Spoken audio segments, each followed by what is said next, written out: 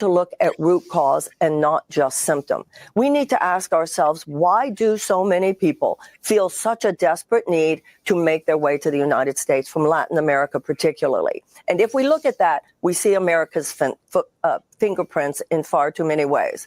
I want to help the American people wisely and compassionately look in the mirror.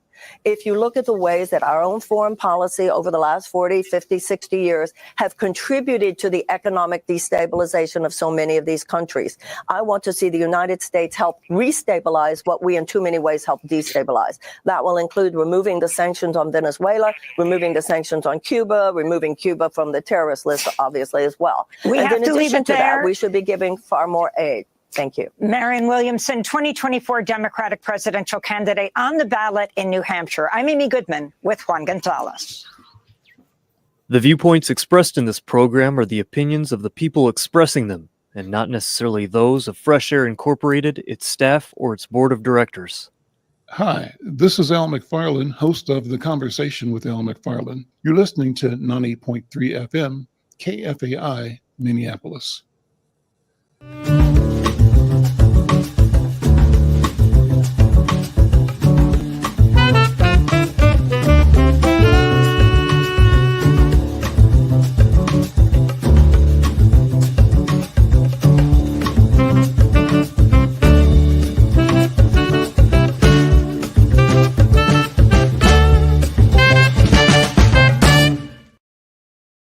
I'm Al McFarlane. Welcome to The Conversation with Al McFarlane. I'm glad to be here. I'm glad to have you along as well. Special thanks to our KFAI audience. Wonderful Amy Goodman show. She's on point every week. I'm happy to have the slot following our program. It's a great intro into what we believe we continue to deliver, and that's robust conversations about important topics of the day.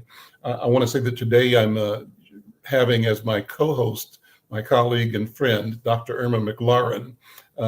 Irma, how are you? Good to see you. Where are you?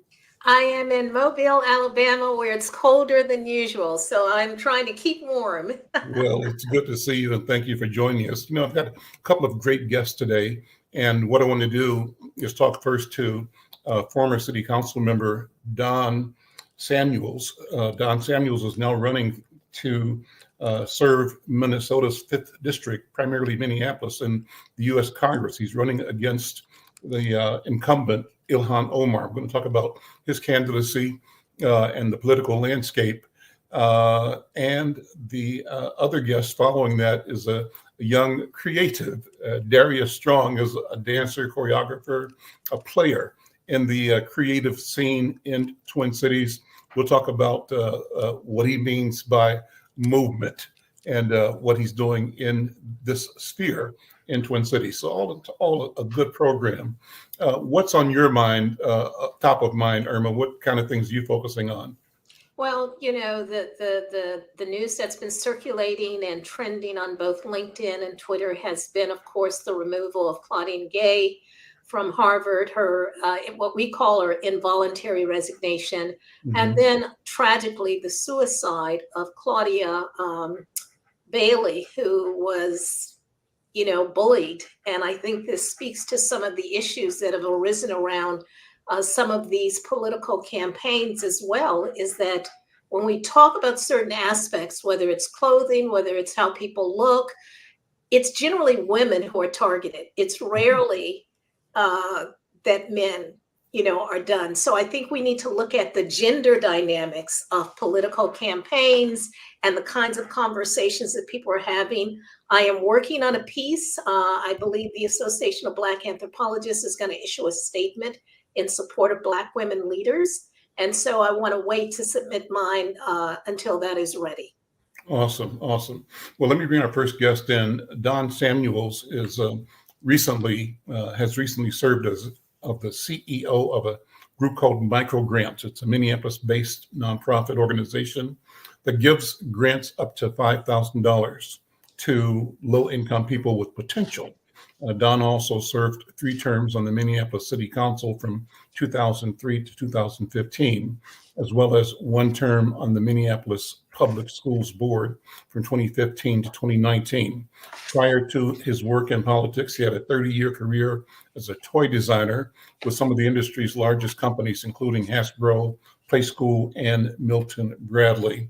And now, as I said, he's thrown his hat in the ring, challenging incumbent Ilhan Omar to represent Minnesota's 5th Congressional District, which is mostly Minneapolis and some of the first-tier suburbs around it. Don, welcome. Good afternoon. Good to see you, my friend. How are you? It's wonderful to be here, Al. It's good to see you again and to see Irma, to talk to her again after quite a few years. So Yes. Well, let's jump right in. Let's have you make the statement, Don, why you're running to represent Minnesota's 5th Congressional District at this particular time, and what some would say is a troubled history. You're correct, Al. These are troubled times. People are, as you say, you just referred to the bullying issue.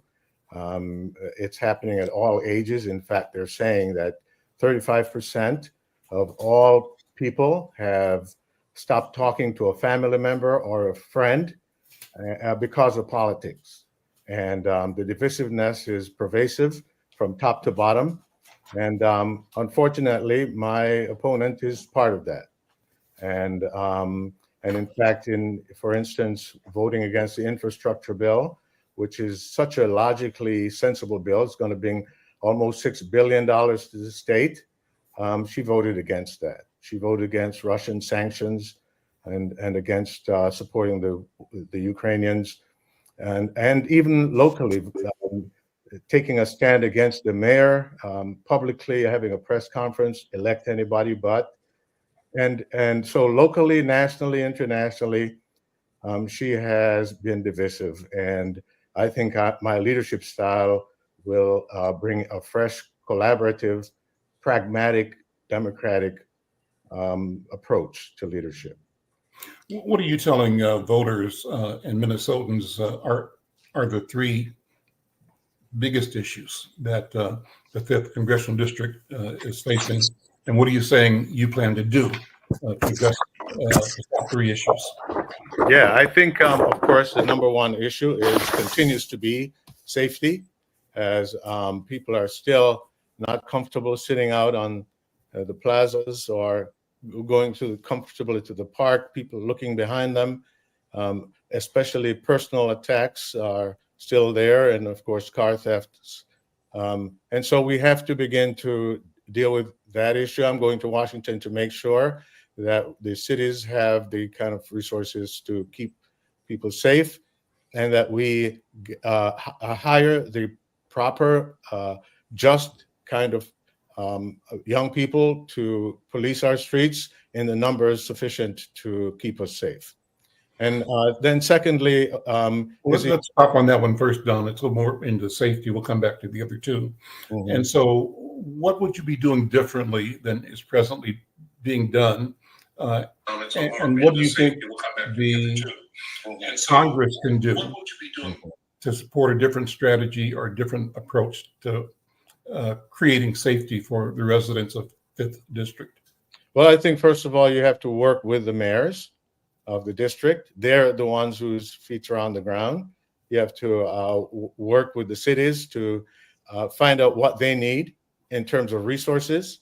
And the federal government has to get involved in funding those resources to hire and retain police officers that are responsible to their communities.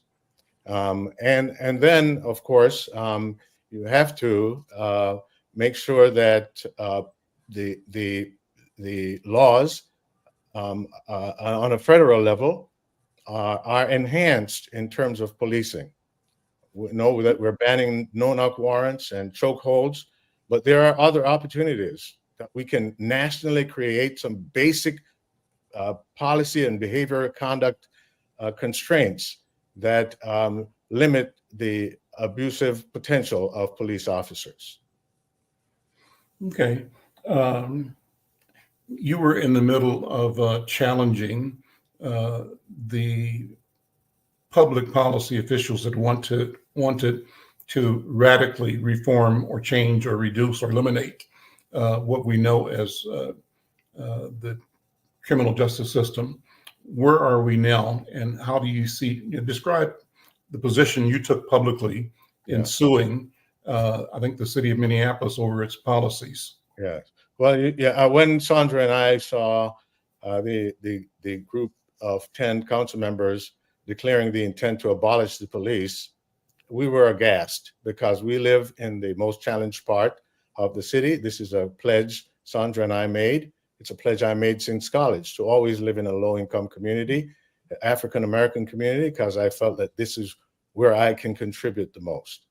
And I wanted to join the civil rights movement, basically. And so in doing that, we are in the place of greatest challenge.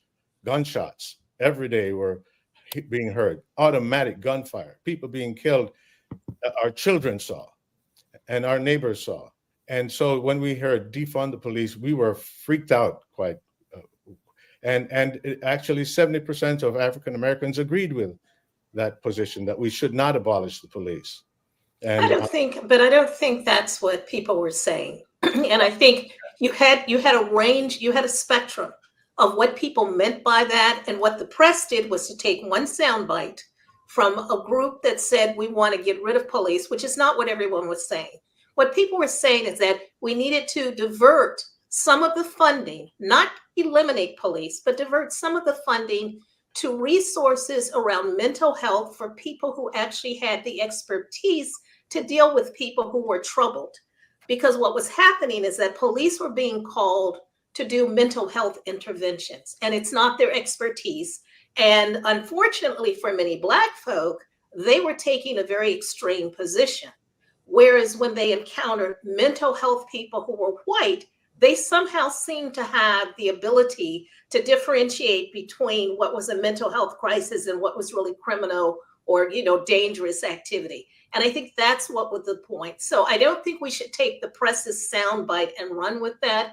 Defund the police meant simply diverting certain funds to more resources that would, in fact, enable them to cope with mental health issues. And so, I want to push back on that because I think it really, sort of sidetracks us from the real issue, which is the violence that police have perpetrated against Black citizens. Okay. And we are citizens. We are innocent until proven guilty. And so whether we like it or not, criminals are, have the right to police protection as everyone else until they've actually been charged. But the presumption that Black people are automatically criminal, even when they're doing minor offenses, is something that is not only inhumane, it's unjust, and it should never occur. And what happens is that we have failed to understand that police is a category, a classification of a profession, but it does not protect that person from having implicit bias or overt biases, that when they put on that uniform, their biases do not disappear unless they've undergone training, education, and people who are putting them in check to say, hey, your biases are showing and you need to check yourself.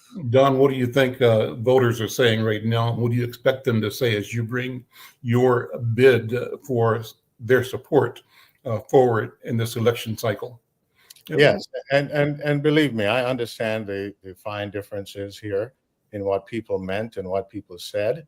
But there is a group of people who wanted to defund the police. Yes, but that doesn't represent everybody. No, So you take one group and you sort of generalize. No, I'm not talking. I'm talking about the difference between me and Ilhan Omar. Ilhan Omar said to defund the police, and when President Obama said this is a catchy phrase that is threatening the actual consensus. But you're taking sound bite of what she said. What did she actually mean? Okay, Irma, that's what I'm getting to. When he said it's a snappy phrase that's actually threatening reform, the consensus to reform, she snapped back. It's not a catchy phrase. It's a policy demand. So we know that. But what were the actual? I think what I'd like to hear is what you mean by funding or defunding or changing Yes, the so funding? what What I do you just mean? started out to say was what she meant, and now I'm going to tell you what I mean. Mhm. I believe that we have to have a both and solution. This is what I've advocated from the beginning.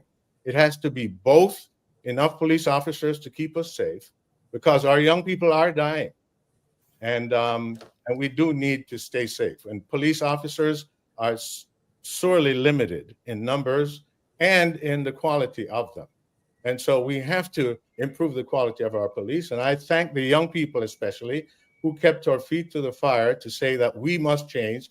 They stood on the lines, they marched, and I was in some of those marches. I was on the bridge when that whole thing broke out with a big truck. I was marching on the way to the 3rd precinct with my picket signs when Sandra said, "I don't like what this feels like. We should turn back." Could you So say I'm more all for trans reform. specifically about what policies or changes you would want to see in this both and scenario? What Yes, you are talking about, not yes. what I think we should anyone else. renegotiate. I think the contracts should be renegotiated to remove some of the protections that the police officers who are delinquent are able to hide behind.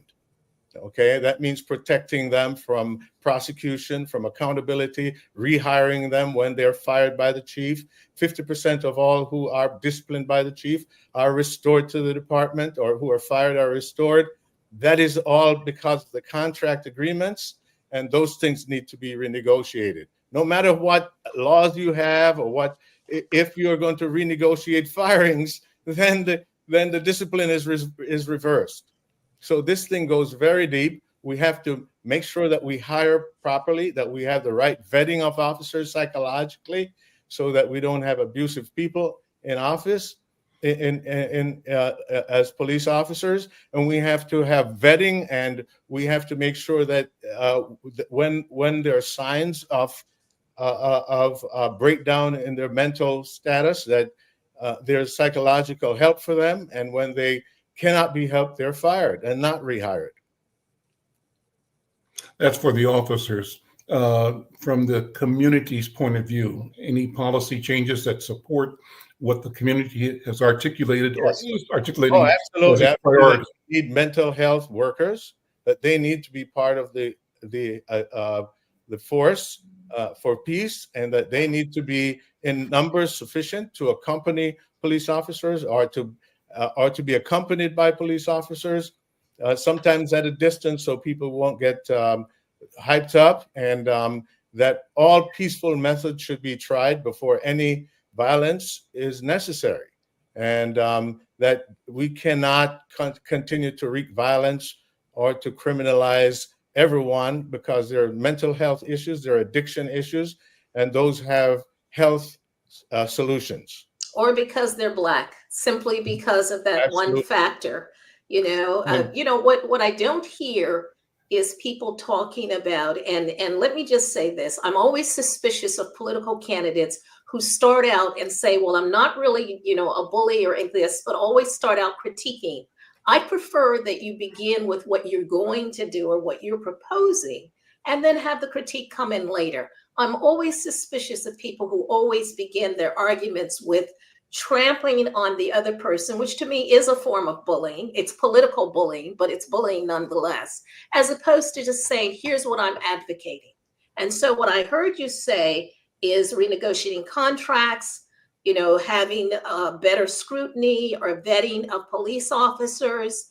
But I also heard you say, and what I don't hear is, in addition to police, what are the other things? For example, when I lived in Minneapolis and I was at URA, one of the things that I discovered in looking at the health things is that while the majority of people who had diseases that required like dialysis were African Americans, most of the facilities were actually not located in or near their neighborhood.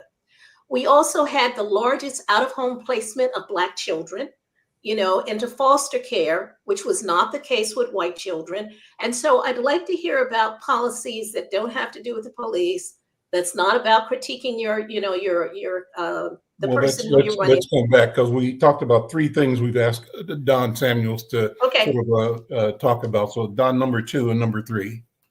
Yeah, number 2 is homelessness and affordability of housing. We can't have a major American city, the richest country in the world, have tent cities on our streets.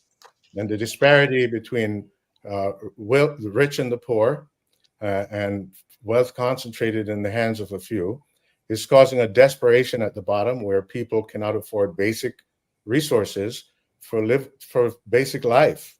But how do you change that? What specific policy? Because that's the nature of capitalism. So what would you do specifically if you were in office to shift that dynamic? Yeah, Irma, I got to describe the problem. Otherwise, I don't need to be elected. I think everybody knows what homelessness is. So I'm just asking, what policy would you put in place? Irma, I feel like you're the other candidate. I'm dating you. There you go again. I'm simply asking you, what specifically would you do? I think all of us know what homelessness is. Go ahead, Don. Yeah. So I believe that the federal government needs to get involved again in providing affordable housing. And in fact, it was during the Reagan administration that I remember specifically him saying that communities need to take care of their own. And when he was a child, that's how it was. The church took care of the poor and the indigent. And so they closed all of these facilities. And that's when you started to see people show up on the side of the street when I lived in New York at the time in cardboard boxes and so on. It's heartless. It's inhumane. And it's a national crisis. It's not just local. So there needs to be a national solution. Federal government must again provide more money to house our homeless and to make housing affordable for those of low income. Any economy that has that those huge gaps in the safety net must realize that there's something wrong with how we're doing things. We need wage equality. We need minimum wage standards, and we need support for those folks who are falling below the cracks. And ultimately, we need education that works for low-income children so that they can be properly trained in the growing industries and get jobs that are sustainable and provide lifetime of and career employment. Number 3 is what, Don? Let's go with your third option. Number 3 is our democracy. That we see what's happening no, I'm sorry, I got that mixed up there. Number 3 is our economy. Mm-hmm. We see the problem with affordability, not just of housing, but of basic goods and services, especially for low-income people and the middle class. Again, this is a whole issue of the wealth gap and people not making sustainable wages. And so I'm going to Washington to put my shoulder to the wheel to cooperate with the wiser folks in the economy who are, if you ask 100 economists what the solution is, you get 100 different answers. So I'm not going to expound on that. I'll just say that whatever solutions we come up with, they will have to address the lifestyle of low-income people, especially in the middle class, to make sure that incomes are sustainable and livable, and that there's a good safety net for those who fall beneath the cracks. Do you have a concern, Don Samuels, about the state of our democracy, about the ability of the democratic process to survive, given the turbulence that lies ahead on the national and therefore, I think, local political landscapes?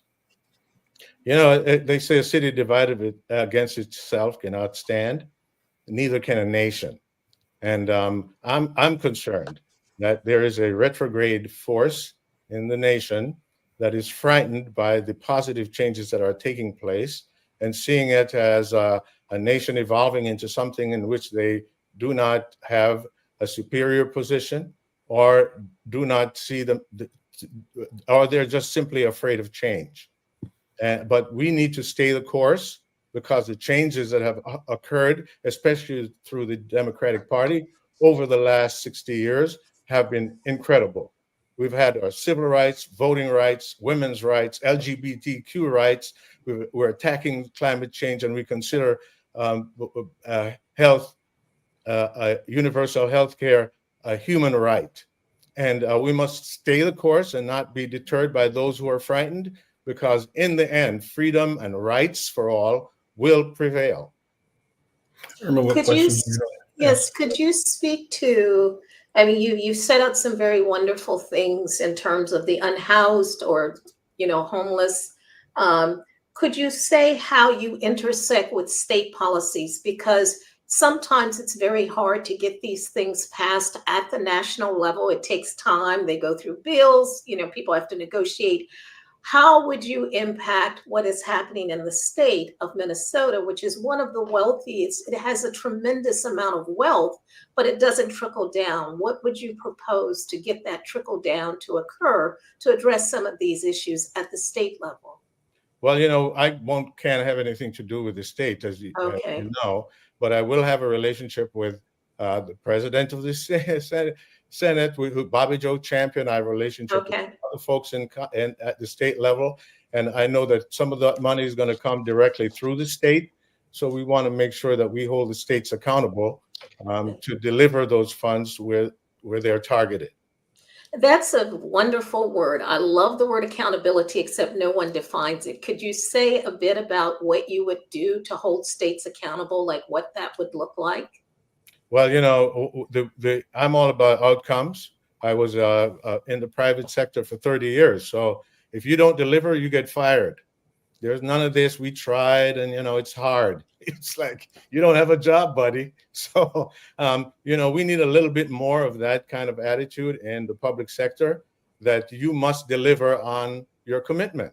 And so we're going to look at outcomes, not what you're doing, not how much you're spending, but how many less people are on the street, how many more people are housed, how many more units are built. Those are the kind of questions we ask. And towards that end, because I think that's a very powerful, way of looking at it, how will you hold the National Democratic Party accountable for its failure to actually deliver on its promises? That, we know that Black women were disproportionately, influential in getting President Biden, elected. And yet we don't see the reciprocity in terms of policies or funding that impacts this particular constituency. How will you hold the National Democratic Party, accountable? Well, certainly, I live in a largely African American community. I worked hard to bring resources here successfully, disproportionately to any other part of the city, and I am going to have the same attitude in Congress, to make sure that resources go where they're most needed, where they're most deserved, where they're most historically denied. And that means working with the Congressional Black Caucus and continuing to strengthen the resolve to bring resources to the African American community, to make sure that that the denials and the harm that was done is also repaired through policy. Don, before we go, let me have you take a moment to look at Connecticut. I think we want to sort of make an assessment of where the nation is right now. And what are you observing? What are you thinking? How do you analyze the coronation almost of Donald Trump? It may happen, it may not happen, it probably will happen. And the challenges within the Democratic Party, particularly with, Dean Phillips and others questioning the potential to win with a Biden-Harris ticket against Trump in particular. What do you think? How's it look to you? Well, I think that there's a backlash against, as I said, the changes that have happened in this country as the country is getting browner. People who were held in the margins are coming out, getting the light of day. And we are now going to share the goods, the rights, like universal health care, with folks who were thought to be undeserving. That is frightening to some people. It's not the America they signed up for. And so Donald Trump comes along, and he's an attractive option. He's going to bring back, to make America what it was again. And the word great is thrown in there, but that's not, those of us who have seen the progress over the years know that America is at its greatest when all of us are participating. And so, yes, it is an attempt to roll back the clock. And we have to understand that the solution to that is to continue to be inclusive, because young people are looking for a new kind of nation that is truly inclusive. They're going to school with kids of all complexions and colors, and in a way unprecedented in the past. And so they're expecting their churches, their politicians, and all to carry values that include everyone. That's why the protests after George Floyd was so diverse, because those young people had been in school and in college and in the workplace with people of all stripes. And we need to stay the course, because youth is on our side, our immigrants are on our side, our people of color as Democrats are on our side. And the folks who are, it's unsustainable what the Republicans are trying to do. Older people die first, and change is inevitable. We're fulfilling our Constitution, and the closer we get to it, is the better we're going to feel about ourselves. Stay the course, and this pushback will fade. Don, thank you so much. Good to see you again. I'll have you back again and again. I think this conversation is important, and I appreciate your voice. Don Samuels is a candidate for the U.S. Congress from Minnesota's 5th District. He's challenging the incumbent Ilhan Omar to be the Democratic Party's nominee, and he wants to be the congressman from District 5. Don, thank you so much. Thank you, Al, and thank you, Irma, for your tough questions there. Of course. That's why Al has me on here. Thank you, Don, and we'll see you later. Thank you. Yeah. So, Irma, I wanted you to take a second to talk about this, how your read on the primary today out east. What's your read on the political soup that's boiling as we speak? I think this is a challenging time for all of us. Don, Samuels alluded to it, but we are in a moment in time when what Donald Trump is promoting, and some of the other folks were promoting, is what I call the reclamation of whiteness. They want to revert back to a moment in time when white privilege was supreme. Black folks knew their place. We were okay with being at the back of the bus. We may have mumbled and grumbled, but we went back there anyway. And what they failed to understand is that moment has passed. I'm fond of saying you can't put the black genie back in the box. Okay, that's number one. We're not going back in. One, we are much more educated than we were. Before you go further, let me ask you, how willing are our adversaries to do what they think may be necessary? Oh, I think it's necessary. It's not just us. No, I think by any means necessary that they will do whatever they can. They will use their power, their privilege, their money, their institutions to move us backwards, if at all possible. And we just have to, I'll borrow from Donald Samuels, we have to stay the course. Now, the question becomes, are the people who are representing us at national and state levels the right people? I think people need to understand that this is not just about these very public and high profile positions of Congress and Senate, and state representatives. It's also the judges. It's every single thing that is on that ballot becomes absolutely critical. On every ballot, yeah. Everything is becoming critical. So that means the people who are, I'm trying to remember some of the things, agricultural something, Board of Taxation and Estimates. Yes, exactly. Yeah. People need to pay attention to who is putting, this, being put in these positions. Because what Donald Trump did while nobody was watching is that at the state level, he appointed people as judges who had zero experience, who were young. So it's not like they're going to go away very quickly. And now you've got all these state judges who are in charge of making determinations about policies and stuff. So I think we have to pay attention to every single position and educate ourselves about what people's platforms are and vote. We have to vote, even if it looks like it's the lesser of two evils or that it's not really a choice. We still have to vote. I'm Al McFarlane. This is The Conversation with Al McFarlane. My co-host today, Dr. Irma McClaurin.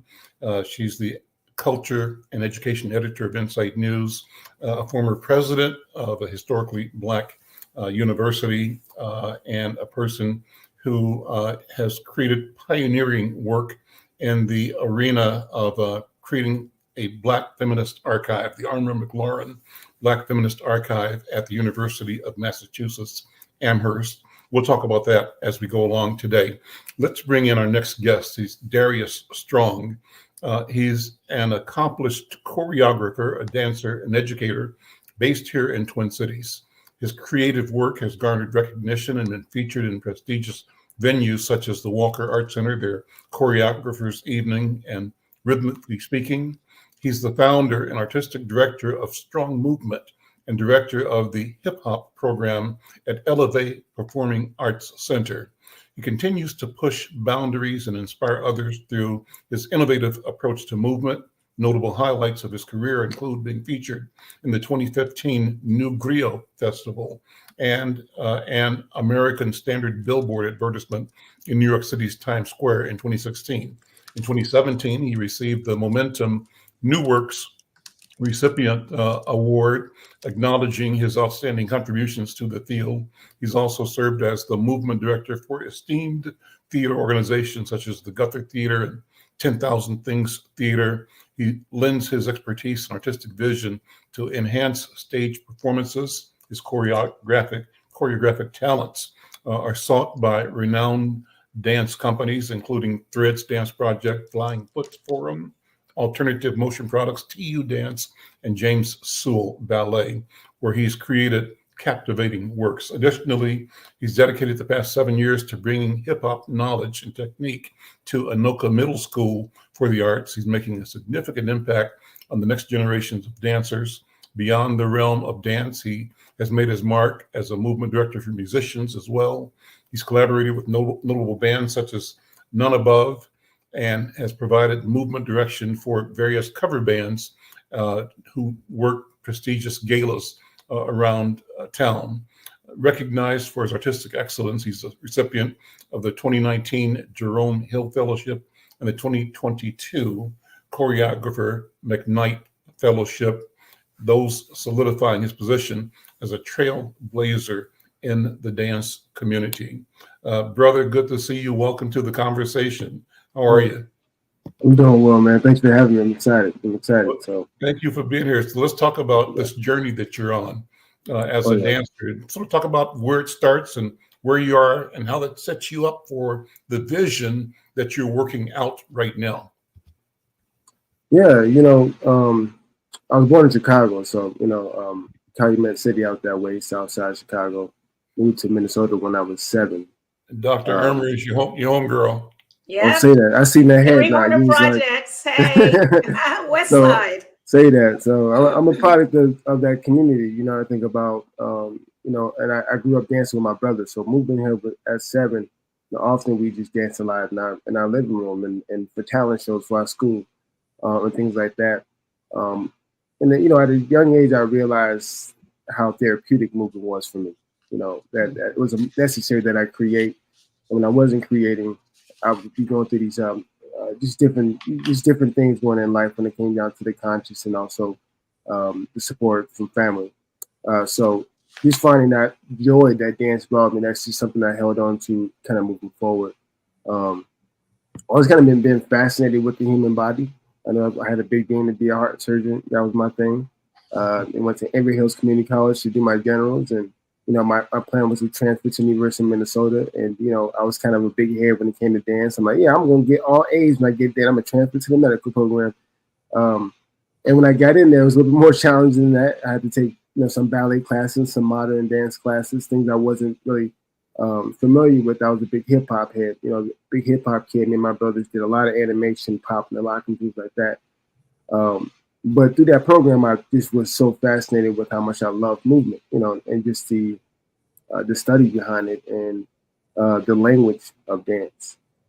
So just kind of getting a lot of opportunity through that program. I think it took about 2 years in that program before I fell into my body. I remember kind of almost dropping out of that program a few times just because I didn't see myself in that program. I seen a couple brothers in there who were quite powerful performers, but they also came from studio dance. They came from that training. And I came from street style, so they didn't really come from any training. But I did quite a bit of teaching in hip hop before I even went to that program. So I remember one year I kind of really fell into my body, moving from where I am, and I started to get a lot of opportunities performing for guest artists who came in, and also recognized for my work to be represent the college in these different college dance festivals. From that moment on, I kind of knew I wanted to be a director, a choreographer at the time, and just thinking about how do you tell stories through movement, how do we go about that? And I had a lot to say, my body had a lot to say. So really discovering that as I graduated college and moving into the community, what are different ways I can tell stories through movement, and what is my dance philosophy? That continue to grow. It's always going to be something that I'm working on defining more and more. What is dance? Now I call it movement. But I think movement, people get a little intimidated by the word dance. So I think that really thinking about movement really allows for all of us to see ourselves in it. We walk, we run, we sit. These pedestrian movements, I really start with those movements in order to create bigger movement vocabulary for people. So I just found the joy with even working with not only the stuff you mentioned in the bio there, which I appreciate, but working with beginners, people who don't see themselves dancing. I love the idea that I can show someone they got some rhythm, or they can express themselves through movement. And it's just been essential for me to be in these communities, being a young Black brother, to really see these, so these kids can see a leader in the space and see themselves in that. So that's kind of really the journey as we continue to push forward. Well, I love the language that you use. I think you talk about the language of dance, the language of movement. I'd love to hear you talk more about that. And I love that you described your experience as falling into my body. Describe that. What do you mean by that? And how did it happen? What was the event, or was it a process over a period of time? Yeah, I mean, as far as the movement, and I'll talk about that, I just remember, hip hop has a certain look to it, different styles that comes down to it. That's what modern dance kind of opened my mind. I remember seeing Bill T. Jones' work come here to the Walker Art Center. He's a Black choreographer, but he was telling, it was called Story Time. And he was basically sitting in the middle of the stage, just still for a moment. Like I thought it was some type of figure. I didn't think he was real. He was reading his book, and all of a sudden he started to move halfway through the performance. And I was just mind blown. Like, okay, so stillness is powerful. Sitting in the space and what presence is powerful. Like just having that integrity in the body is also very powerful. So just finding ways to once again relate to the people watching the arts. I think often we go to dance shows and want to see dance. But I think the most important thing is the conversation that dance is. When I'm in the space where my dancers are working with any choreographer, I'm working with movers, the choreography is a conversation with their bodies. And we talk a lot about the story we're trying to tell, although we're all having a different take on that story, but a very similar kind of follow through with the line. The conversation then it gets translated to the audience and viewers. And they got to be able to see themselves in the work in order to for it to impact them way beyond the weekend of the performance. So I think about the idea of that, once again, the language of movement and the power it has to create change, the power it has to create community and conversation, once again. So I think that is really the essential, the kind of the grounds for my work, just because I try not to label it, unless I'm teaching a specific class, whether I'm teaching a hip hop or modern chord technique class. I've tried to use some terminology, but when it comes to movement, I'm trying to look at it from those perspectives. And, I was talking about when I broke through at the University of Minnesota, and I realized when I fell into my body, I started to realize that I started thinking of the movement is just movement. Ballet was hard for me, thinking about sitting at the bar doing tandos and turns, and we're going to do this adagio phrase and this classical ballet. But as soon as I dropped the realm of what the structure of the style was and the fact that they had this history, I started thinking of these movements in my body. And that's when I started to take in more and started to get these opportunities, because I dropped that box that I was in about what is dance, So that's kind of the journey of, why I'm calling it movement and what I mean by that. What's the connection between movement and freedom for you as an African-American or as an African in the West? When you think about movement, your discovery about the body's potential, capability, if you take that out on an exponential level, what does movement mean for the people? And what does movement for the people mean for freedom? Do you think about that at all? I do quite often, And what I mean by movement and freedom is, I was interested in listening to the previous Don there. It's just amazing to hear that conversation. But movement in general, with your voice and with your body. I think I talked about trauma in our bodies. Like when we move, okay, so I got a little daughter, she's 4. She started to grow up. We talk about the fact that our kids, they can't talk at 1, 2. They use their body to be like, I need, all that stuff. So you got to be like, okay, what do you want? What do you need? And figure that out. I'm a firm believer as we get older, we start to learn how to talk. We then start to neglect the language of the body. We don't necessarily listen to the body. And that's why, we talk about therapy and talking about these different things to help us generate what's happening in our body. So I think when I think about moving and move my body in a way and not speaking, it then creates freedom in the body to then be self, to be truly yourself and be authentic with that, and constantly going back to the grounds of identity. So I think that we're just in a period of time right now where people are really fighting to find identity and understanding the trauma in the body, because some people don't even know. I did a workshop at the JDC when I was my final year at the University of Minnesota. It was just so profound to me to see how many young Black brothers was inside this JDC, but they had no idea they can do this as a profession, that they had this natural talent. I bring in a combo, they started adding to that, and to see the joy it brought to them and to their face, and understand that they had this power that they had in their bodies that I don't have. I have my integrity within my body. To see that they realized that within themselves, I think that really made a difference and hopefully made an impact. So I do think that the idea of JDC is juvenile detention. What is JDC? Juvenile Detention Center. Yeah. In Minneapolis. Yep. Mm-hmm. So just thinking about even doing work in those spaces and how movement gives voice. It reminds us that we have a voice to continue going forward. I went through when the whole movement happened, George Floyd murder. After that moment, I got pulled over by the cops, and I was pulled over by gunpoint at that time. And then I started being used as a kind of a puppet, if you will, I feel like, in this community, where news channels started reaching out to me, but hey, we want to talk about this, but they had their own motive behind this interviews that I had. Me going through this thing, through this trauma that I was going through, and I had a lot of past trauma from Chicago that I had went through as well that came back. Mm-hmm. I almost shut down for a year. It was hard for me to go teach and put on the face like I'm okay, and then leave and then go in my car and basically cry, going to the next thing and go to these things, because the man, I didn't feel like I had an outlet to really speak about what the damage that did to me as a person.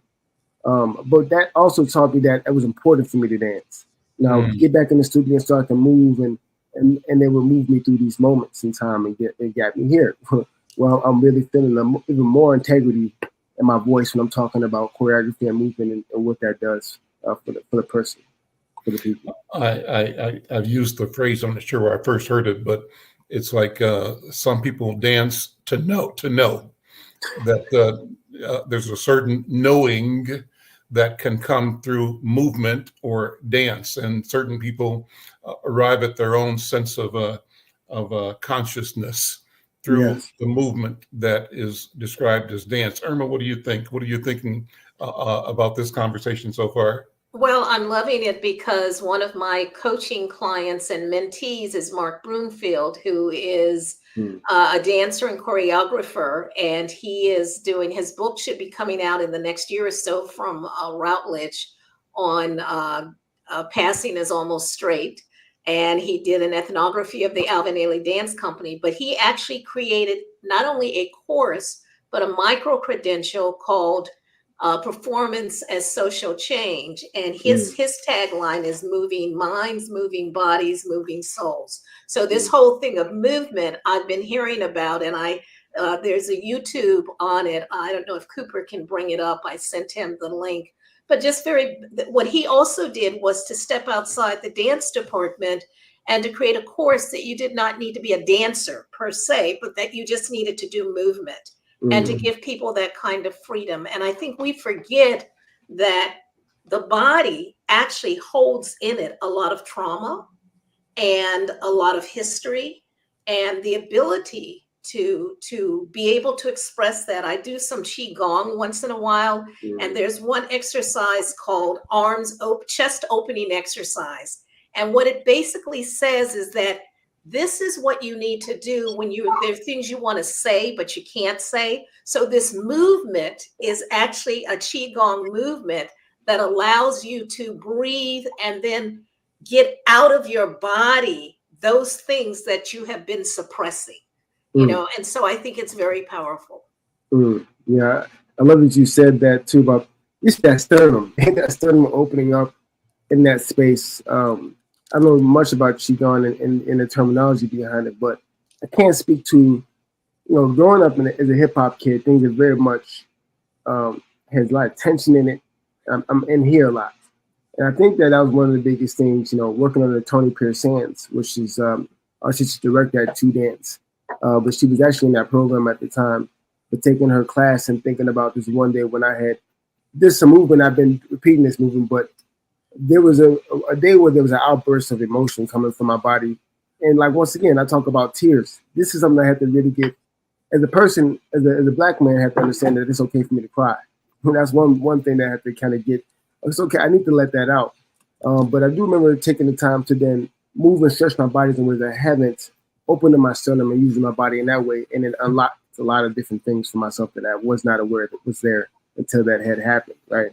And they continued to work through it from that point forward. So I love that you made that comparison as well. Yeah. Right. Darrius, you may be working with Children's Theater Company. Talk about what you're doing over there. Well, some movement direction, man. I'm just trying to add a little spice to this production. I think that Alice is not necessarily a musical, but it does have a lot of movement components to it.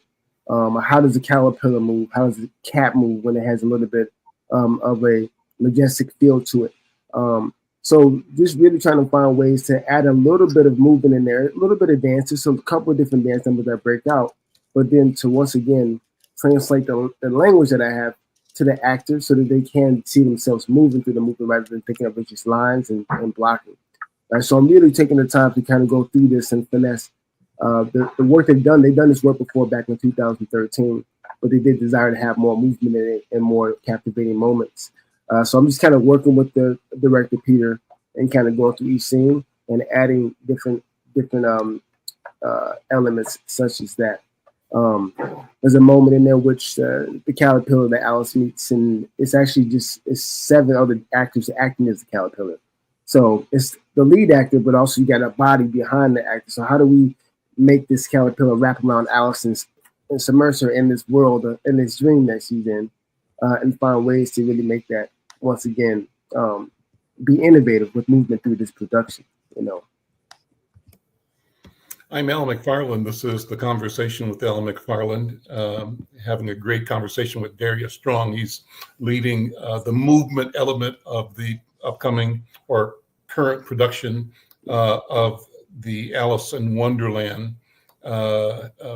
performance at Children's Theater. What are the dates for that? And can I just briefly say that there's a book out called Alice in Wonderland Remix, and it's by the person who's an illustrator. I don't know if you can bring it up real quick, Cooper, but it's like hop version of Alice. So you may want to take a look at that because the kids may enjoy that.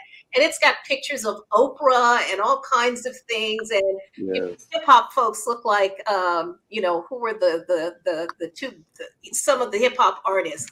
So it's kind of a cool thing. It's apparently available at Walmart's, but they might be out of seeing that as they're going through this script. Okay.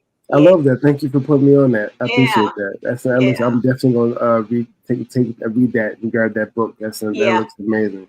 And the person who did it is a Black artist. He's an illustrator. So okay. He's got some other stuff out there. But I just thought, as you were saying that, boy, wouldn't it be cool if they read that version of it too? Right. Yeah. That's a lot of things we got to change in theater too, right? With the characters and the storyline, and seeing ourselves in it, just how difficult is that? How important is it? You said there's a lot of things we have to change. How difficult is it to change? What kind of resistance is there or embrace is there to the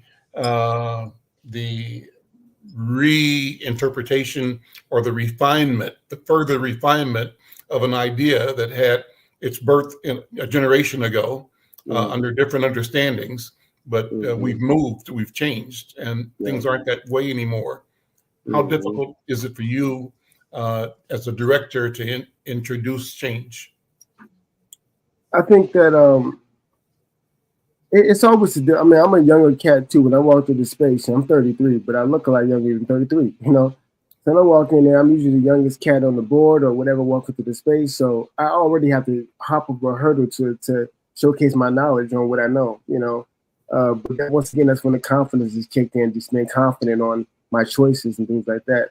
When it comes to theater, some of these roles have been written. I think the hurdle comes to the audition process. You get artists of color coming out to audition for these roles. So once again, we can see them in these roles, and kids feel they can play these roles. And when they're written for an artist of color, a Black artist, if you will, too, we can't see ourselves in it. So it's not appealing sometimes. So that hurdle is making sure that we bring up some of these amazing artists in this community and put them in these spaces. Some of these playwrights. I'm not a playwright, but I know a few playwrights who are changing the game when it comes to that, who are really pushing at the boundaries of theater and finding ways to create more diverse plays and musicals within this community and beyond. So I do think that so we see and how we pushing forward with that. And in some ways, Al and Darrius, this is what we did at UROC. We had to change criteria. We had to change the things that we were measuring them by, because those measurements were the ways in which people got excluded. And so I'm sure that as you're looking and evaluating sort of who is able to do this particular role, you've had to rethink like the criteria of that you're using. They may not be able to do on point, right? Or something like that, but they may be able to do other kinds of things. So, to get this kind of transformation, in movement, we have to rethink what that is about. Yes.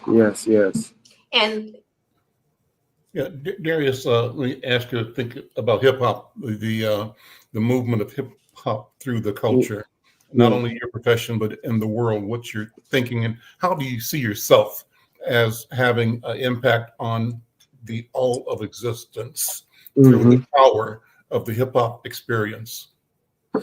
Well, I'm a storyteller, man. But I like to tell a grill. All hip hop artists, I feel like storytellers, MCs tell stories through their rhymes. You know what I mean? So I think that I'm constantly pushing at keeping the foundation, keeping some people, and especially the history. That's one of my biggest things. When I go teach class here in Minnesota, I'm very much talking about the founders of these different styles. And the different styles, a lot of people, if you go in the suburbs, you'll find out that they put hip hop in one category.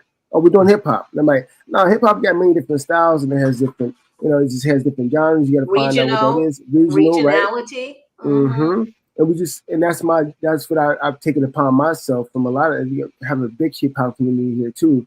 House of Dance, Cypher Side. These two organizations are really pushing some of the knowledge behind hip hop, and that's something that's always skipped over. So I do think that pushing the idea of keeping history, but also being innovative with how we tell stories with hip hop movements. How is it presented on stage? It's not always frontal, but how can we tell a story so